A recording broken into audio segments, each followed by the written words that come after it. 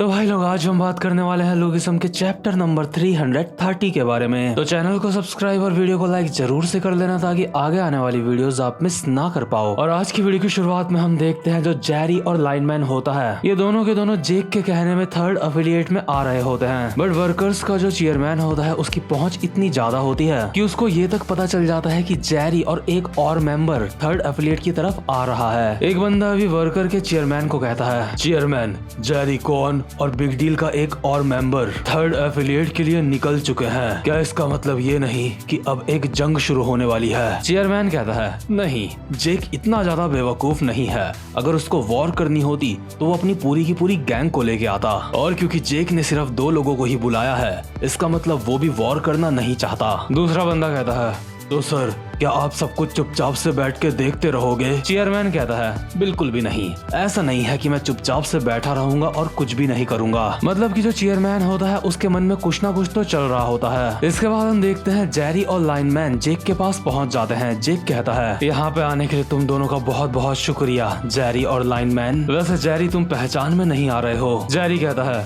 हम आपसे कोई भी सवाल नहीं पूछेंगे, हम बस अपने दिमाग में ये बात ध्यान रखेंगे कि थर्ड एफिलिएट ने लोगों को बंदी बना के रखा है। जेक कहता है, तुम्हारा बहुत बहुत शुक्रिया, तो चलो चलते हैं। हमारी मंजिल है होटल वीवी। अभी हम देखते हैं ये तीनों के तीनों होटल वीवी में पहुंच चुके होते हैं, जो कि काफी ज्यादा आलीशान लग रहा होता है। जेक कहता है, तो ये है होटल वीवी। जेरी कहता है, जेक आखिर तुमने अपने शूज क्यों निकाल दिए? जेक कहता है, क्या तुम्हें भी अपने शूज निकालने नहीं चाहिए? जेरी कहता है, मुझे नहीं पता, मैं पहले होटल में नहीं आया कभी। वो यहाँ का तो बाथरूम भी काफी ज्यादा फैंसी है। लाइनमैन, क्या तुम यहाँ पे सच में सिगरेट पीने की सोच रहे हो? लाइनमैन कहता है, एक मिनट, क्या होटल के बाथरूम में सिगरेट पीना अलाउड नहीं है? खैर जो भी हो, वो लोग कहाँ हैं जिनको किडनैप करके रखा गया है? और यार ये तीनों यहाँ होटल में इसलिए आए होते हैं क्योंकि अब भी जो ओल्ड फेस होता है यहाँ के वॉशरूम में पड़ा हुआ होता है, बंधा हुआ। ओल्ड फेस चिल्ला के इनको कहता है, तुम सालो हराम खोरो, तुम दोबारा से आ गए। जेक कहता है, ओल्ड फेस, बुरा मानने वाली बात नहीं है, बस हमें इतना बता दे वो जो लोग बंदी बनाए गए हैं वो कहाँ पे हैं और हम तुझे जाने देंगे। जेरी कहता है, लाइनमैन इसे हेलो बोलो, ये वही इंसान है जिसने बिग डील की वाट लगा के खुद वर्कर गैंग में चला गया। लाइनमैन कहता है, हेलो। ओल्ड फेस कहता है, तो तुम जानना चाहते हो उन्होंने लोगों को बंदी बना के कहाँ पे रखा है, लेकिन इस बार मैं तुम्हें कुछ भी नहीं बताने वाला सालो। जेक कहता है, जितना मैंने सोचा था ये उससे भी बड़ा गधा है। जेरी कहता है, हाँ जेक, तुमने सही कहा। और जेक दोबारा से ओल्ड फेस के मुंह में टॉयलेट पेपर घुसा देता है और इतने में ही ओल्ड फेस की हवा टाइट हो जाती है। ओल्ड फेस कहता है, वो होटल वीवी के टॉप फ्लोर पे है। जेक कहता है, ये सच में बहुत बड़ा गधा है, पुरानी आदतें इतनी आसानी से नहीं जाती। अच्छा तो गधे, तू बोल रहा है कि वो इस बिल्डिंग के टॉप फ्लोर में है? ओल्ड फेस कहता है, हाँ तुमने बिल्कुल सही कहा, वो उसको पेंट हाउस कहते हैं। प्रेसिडेंट वीवी वहाँ पे अपने दोस्तों के साथ हमेशा पार्टी करती रहती है और शायद तुम्हें वहीं पे सारे के सारे लोग मिल जाएंगे जिनको तुम ढूंढ रहे हो, हराम खोरो। जेक अपने मन में कहता है, इससे सारी बातें निकलवाना बहुत ज्यादा आसान था। और भाई लोग, उम्मीद करता हूँ कि जो भी ओल्ड फेस कह रहा है वो आपको समझ आ रहा होगा। जेरी कहता है, जेक मैं एलिवेटर से ऊपर जाऊंगा। लेकिन तभी ओल्ड फेस अपनी जगह से उठता है और कहता है, हा हा हा हा हा, क्या एलिवेटर? तुम लोग छत में बहुत ही बड़े बेवकूफ हो। जेक कहता है, रुक जाओ लाइनमैन, मुझे लगता है ये और कुछ भी बता रहा है। ओल्ड फेस कहता है, तुम्हें लगता है जो होटल वीवी का एलिवेटर है वो नॉर्मल एलिवेटर की तरह काम करता है? तुम्हें उस एलिवेटर को चलाने के लिए एक की जरूरत पड़ेगी जो एक कार्ड जैसा होता है, लेकिन तुम्हारे पास वो कार्ड नहीं है, इसलिए तुम एलिवेटर से नहीं जा सकते, बेवकूफो। जेक हैरान हो गया, अपने मन में कहता है, शिट, ये वर्कर सच में काफी ज्यादा चालाक है। जेरी कहता है, जेक अब हम क्या करें? लाइनमैन कहता है, मैंने सोचा नहीं था वर्कर्स के पास इस तरह की कोई ट्रिक होगी। ओल्ड फेस कहता है, अबे गधो, ये कोई ट्रिक नहीं है, ज्यादातर जितने भी होटल्स होते हैं उनके एलिवेटर ऐसे ही काम करते हैं। तभी लाइनमैन जेक को कहता है, हे जेक, मेरे पास एक आइडिया है। लेकिन जेरी लाइनमैन की गर्दन पकड़ के उसको दीवार में चिपका देता है और कहता है, हरामजादे, तू सिर्फ नंबर 6 है, आखिर तेरी हिम्मत कैसे हुई जेक को आइडिया देने की? रूल बुक में जो आर्टिकल 28 लिखा है बिग डील के बारे में, क्या तू वो भूल गया? जेक कहता है, जेरी,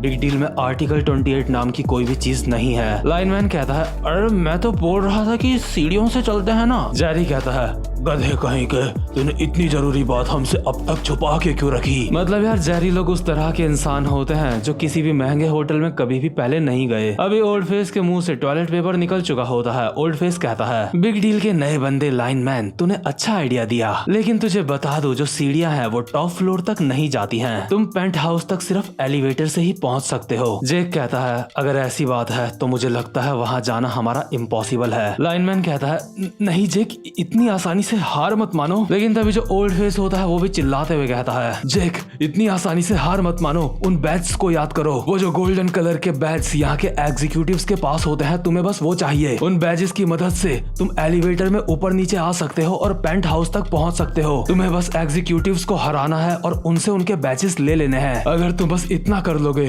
तो तुम पेंट हाउस तक पहुंच जाओगे। और हाँ जेक, मुझे माफ करना, मेरे पास सिर्फ एक प्लेन बैच है, मेरे पास उनके जैसा बैच नहीं है। जेरी कहता है, चलो कम से कम ये सारी बातें बता के ये हमसे माफी तो मांग रहा है। जेक कहता है, तो तुम कह रहे हो कि अगर हम किसी एग्जीक्यूटिव से उसका एक बैच ले लेते हैं तो हम पेंट हाउस तक जा सकते हैं। और फिर एक स्माइल के साथ कहता है, तुम काफी ज्यादा समझदार हो, बिग डील के लीडर से मुझे यही उम्मीद थी। गुड लक जेक। इसके बाद जो ये तीनों के तीनों होते हैं ओल्ड फेस की बात सुन के यहाँ से निकल लेते हैं। लाइनमैन कहता है, जेक क्या तुम्हें पूरा यकीन है हमें ये करना चाहिए? क्योंकि अगर हमने यहाँ पे कोई हंगामा खड़ा करा तो इससे वर्कर्स और बिग डील के बीच में वॉर हो सकती है। जेक एक स्माइल के साथ कहता है, तुम चिंता मत करो, हमें उन लोगों से फाइट करने की जरूरत नहीं पड़ेगी। लाइनमैन कहता है, लेकिन कैसे, और तुम्हारे हाथ में ये किसका फोन है? जेक कहता है, ये फोन तो मैंने चुराया है। और ये फोन जेक ने चुराया होता है हैंडसम वाले डैनियल का, जिस वक्त उसने उसे बेहोश करा था। जेक डैनियल के फोन से एक कॉल मिलाता है और कहता है,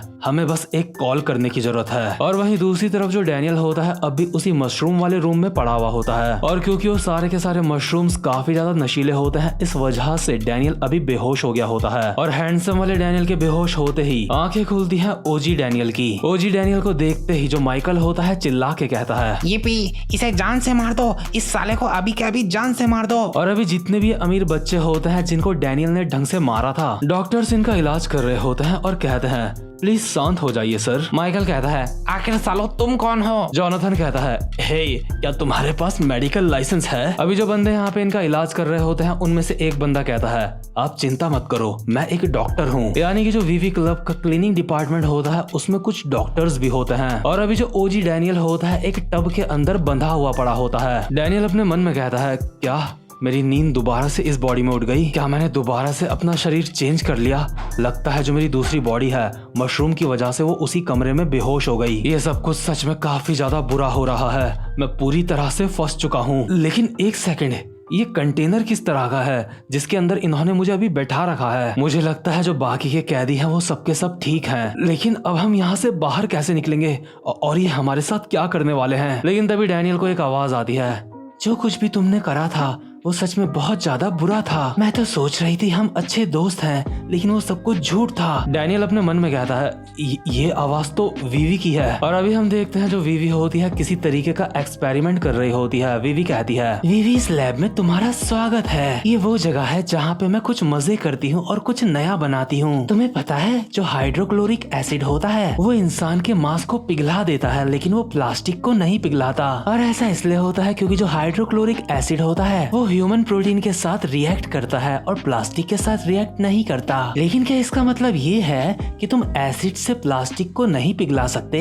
तुम्हें बता दूं, ऐसा बिल्कुल भी नहीं है। अगर कोई एसिड हाइड्रोक्लोरिक एसिड से 1000 गुना ज्यादा ताकतवर है तो उससे तुम प्लास्टिक को भी पिघला सकते हो। लेकिन इस बात से एक सवाल निकल के आता है कि आखिर हाइड्रोक्लोरिक एसिड कितना ज्यादा स्ट्रॉन्ग होता है कि वो एक इंसान के मांस को पिघला दे लेकिन प्लास्टिक को ना पिघला पाए। मैं सच में सोच रही थी काश हम दोनों दोस्त होते, लेकिन तुम हम में से एक नहीं हो और अब तुम्हें हमारे बारे में काफी कुछ पता चल चुका है। वीवी एक बंदे को कहती है, ये एसिड इसके ऊपर डाल दो। डैनियल अभी हैरान होकर अपने मन में बोल रहा होता है कि क्या ये बोल रही है कि ये एसिड ये मेरे ऊपर डाल देगी? लेकिन वहीं हम देखते हैं जो जेक होता है डैनियल के फोन से एक कॉल करता है और कहता है, हे। दूसरी तरफ वाला बंदा कहता है हेलो, आखिर तुम कौन हो? ये तो डैनियल का फोन है ना, आखिर तुम कौन हो? जेक कहता है मैं वर्कर्स से बोल रहा हूँ, हमने डैनियल को पकड़ लिया है। अगर तुम डैनियल को बचाना चाहते हो तो जल्दी से होटल वीवी में पहुंच जाओ। और तुम्हें बता दूं, तुम्हारे स्वागत के लिए हम यहाँ पे हजारों लोग तुम्हारा इंतजार कर रहे हैं। और ये कह के जो जेक होता है कॉल कट कर देता है, लेकिन जो कॉल वाला बंदा होता है अब भी बोले जा रहा होता है क्या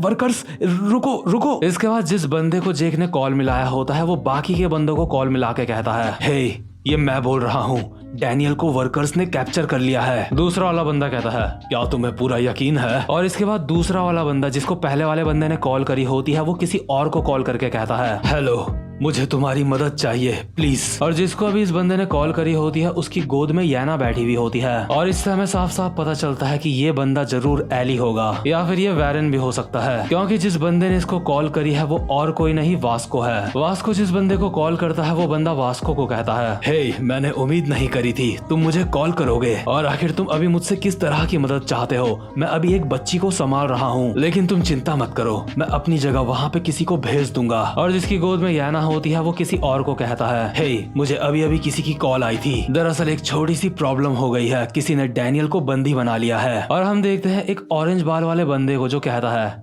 ठीक है मैं समझ गया। और ये बंदा निकल पड़ता है डैनियल को बचाने के लिए। अभी जेरी जेक को बोल रहा होता है हे जेक, तुमने जिनको कॉल करा है क्या वो डैनियल को बचाने के लिए आएंगे? जेक एक स्माइल के साथ कहता है सिर्फ हम ही वो लोग नहीं है जो अपने जुनून को फॉलो करते हैं जेरी, ऐसे और भी इंसान हैं। और अभी हम देखते हैं जो अपना वास्को भाई होता है वो भी निकल पड़ता है थर्ड एफिलिएट के लिए। वास्को यहाँ आते हुए बोल रहा होता है इस बार मैं उनसे फिश केक के लिए पैसे नहीं मांगूंगा। इसके बाद सीन शिफ्ट होता है और हम देखते हैं थर्ड एफिलिएट के एक एग्जीक्यूटिव को जो अभी मुक्का मार के एक पत्थर की भारी सी मूर्ति को उछाल देता है। और यही बगल में बैठा होता है टेगुन वी कहता है हे, मैं जानता हूँ तुम गुस्सा हो, लेकिन क्या इस मूर्ति के ऊपर अपना गुस्सा निकालना सही है? मुझे यकीन नहीं होता जिस वक्त तुम अपना इंट्रोडक्शन दे रहे थे उस बंदे ने तुम्हारे ऊपर अटैक कर दिया। सच में भाई तुम एक बहुत ही अच्छे इंसान हो। मुझे उस इंसान के लिए बुरा लग रहा है जिसने तुम्हें धोखे से हराया था, क्योंकि अब उस बंदे को तुमसे दोबारा से फाइट करनी पड़ेगी। उस बंदे को एक ऐसे इंसान से फाइट करनी पड़ेगी जो एक बहुत ही महान गुरु का शिष्य है। हम लोग वो गार्ड्स हैं जिन्हें जाइलंग ने खुद अपने हाथों से चुना है, इसलिए कोशिश करना तुमसे दोबारा से ऐसी गलती ना हो होंग। और यार अभी जो होंग होता है काफी ज्यादा गुस्से में होता है क्योंकि वो वास्को से फाइट में हार गया था, और वो भी उस वक्त जब वो वास्को से ठीक से फाइट कर भी नहीं रहा था। मतलब अब जो इस बंदे की वास्को के साथ फाइट होगी वो काफी ज्यादा खतरनाक होगी। इसके बाद हम देखते हैं जेरी को। जेरी कहता है जेक, लगता है तुमने सब कुछ पहले से ही सोच के रखा है, हमें सब कुछ बस बैठ के देखना है। इसके बाद हम देखते हैं थर्ड एफिलिएट के एक दूसरे एग्जीक्यूटिव को जो अभी भारी सी पत्थर की मूर्ति को अपने हाथों से पिचका के तोड़ रहा होता है। और जो सवालजिन नाम की लड़की होती है वो इस बंदे को कहती है मैं सोच रही हूँ क्या कोरिया में ऐसा कोई इंसान हो सकता है जो तुम्हारे जितना ताकतवर हो। और यार इस बंदे का नाम होता है हु श्योंग हा, और ऑब्वियसली ये भी एक गोल्डन बैच वाला बंदा होता है। और ये देखना काफी ज्यादा इंटरेस्टिंग होगा कि इसमें और जेरी में ज्यादा पावरफुल कौन है। इसके बाद हम देखते हैं जेक को। जेक कहता है हम बस उनको फाइट करते हुए देखेंगे और मौका मिलते ही जिन लोगों को बंदी बनाया गया है हम उनको छुड़वा लेंगे। इसके बाद हम देखते हैं जाइलंग को जो अभी एक मूर्ति के सामने खड़ा होता है और कुछ सोच रहा होता है। और जाइलंग और जेक की फोटो अभी हमें साथ में दिखाई जा रही होती है, जिससे ये पता चलता है कि आगे चल के इनकी फाइट हो सकती है। और जिस किसी ने भी जाइलंग और जेक की फाइट देखी हो प्लीज स्पॉयलर्स मत देना। इसके बाद सीन शिफ्ट होता है और हम देखते हैं सैमुअल को जो अभी मस्त लेट के नहा रहा होता है। और सैमुअल को कोई बंदा बोल रहा होता है काफी दिलचस्प डील है, तो ठीक है सैमुअल, मैं तुम्हें थर्ड एफिलिएट में जाने की इजाजत देता हूँ। और सैमुअल सिगरेट का एक सुट्टा मारते हुए कहता है लगता है मजा आने वाला है। और वहीं दूसरी तरफ हम देखते हैं जैक को जो अभी साइकिल भगाता हुआ थर्ड एफिलिएट की तरफ आ रहा होता है और बोल रहा होता है मुझे यकीन नहीं होता डैनियल बेवकूफ वहाँ पे अकेला चला गया, आखिर वो सोच क्या रहा था, वो वहाँ पे अकेला क्यों गया। लेकिन तभी जैक को सामने दिखता है वास्को। वास्को बस वीवी क्लब के बाहर खड़ा हुआ होता है। जैक वास्को से कहता है हे, आखिर तुम यहाँ पे क्या कर रहे हो, तुम अंदर क्यों नहीं गए। वास्को कहता है मैं अभी अंदर नहीं जा सकता, वो दरवाजे की रक्षा कर रहा है, देखो। और दरवाजे में खड़ा होता है जोहान। जोहान कहता है यहाँ से दफा हो जाओ। और जो जाइलंग होता है उसने जोहान को कहा था तो तुम पंक्शन के बारे में जानना चाहते हो, लेकिन पहले तुम्हें अपनी बाउंसर की ड्यूटीज को अच्छी तरह से निभाना होगा। उसके बाद जो भी तुम जानना चाहते हो मैं तुम्हें वो सब बताऊंगा। और यार जोहान जो भी काम करता है काफी ज्यादा सीरियसली करता है। जोहान कहता है मैं हमेशा जो भी काम करता हूँ उसको काफी सीरियसली करता हूँ, इसलिए यहाँ से तुम सब दफा हो जाओ। लेकिन तभी यहाँ पे एक दूसरा बंदा आता है और कहता है अच्छा ऐसी बात है, वैसे मैं भी यहाँ पे लड़ाई झगड़ा करने के लिए नहीं आया हूँ। वैसे वैरन को यहाँ पे आना था लेकिन मैं यहाँ पे उसकी जगह पे आया हूँ। लेकिन यहाँ की हालत देख के लगता है मामला खराब होने वाला है। और अभी हम देखते हैं यहाँ पे वैरन की जगह आया होता है हमारा एली। एली कहता है चलो इसको जल्दी से खत्म करते हैं, मेरे पास ज्यादा फालतू समय नहीं है, मुझे याना के सोते वक्त उसको कहानियां सुनाने भी जाना है। और यार अभी जो एली का लुक होता है वो काफी ज्यादा जबरदस्त लग रहा होता है। इस बंदे ने दोबारा से अपने बालों का कलर चेंज कर लिया है। जैक जोहान को कहता है तो क्या तुझे लगता है तो हम तीनों को हरा सकता है? लेकिन यार जोहान को घंटा फर्क नहीं पड़ता इस बात से कि ये 3 है या 4 है। जोहान ने जो अपने कान में ब्लूटूथ लगाया होता है वो उसको निकालता है और फाइट करने के लिए तैयार हो जाता है। और इसी के साथ ये वाला चैप्टर भी यहीं पे खत्म होता है। उम्मीद करता हूँ कि आपको आज की वीडियो भी अच्छी लगी हो। तो अगर आपने अब तक मेरे चैनल को सब्सक्राइब नहीं करा है तो जल्दी से मेरे चैनल को सब्सक्राइब कर लो ताकि आगे आने वाली वीडियोस आप मिस ना कर सको। और अब मैं मिलता हूँ आपसे अपनी नेक्स्ट वीडियो में, तब तक के लिए गुड बाय।